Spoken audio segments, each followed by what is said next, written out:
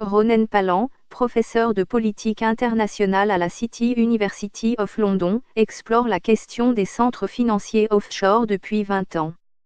Il a écrit plusieurs ouvrages de référence, dont Les paradis fiscaux, paru en janvier 2017, édition La Découverte. Que vous inspire la liste noire européenne? Il existe une bonne soixantaine de paradis fiscaux dans le monde.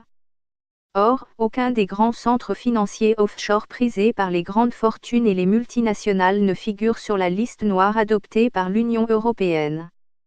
Les Paradise Papers et, avant eux, les Panama Papers ont dessiné une cartographie de la fraude et de l'évasion fiscale, et l'on sait que l'argent de ces ultra-riches ne va pas massivement au Panama, pays de prédilection des Russes ou des Chinois encore minés par la corruption et la criminalité, et encore moins en Mongolie et dans les Samoa, mais aux îles Caïmans, aux Bermudes, dans les îles Vierges britanniques, à Jersey et Guernesey, à l'île de Man, au Luxembourg, aux Pays-Bas, en Suisse, en Irlande, à Singapour et à Hong Kong.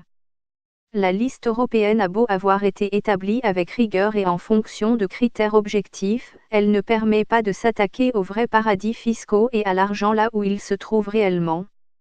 Elle ne concerne en réalité que des acteurs mineurs de l'offshore ou des acteurs qui vivent de leur propre argent, comme les Émirats arabes unis. La liste grise publiée en marge de cette liste noire me paraît plus pertinente, dans la mesure où elle place sous surveillance d'importantes juridictions britanniques.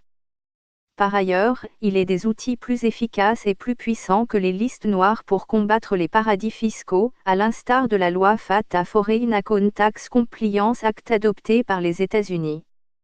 Celle-ci laisse les paradis fiscaux faire ce que bon leur semble, mais contraint tout.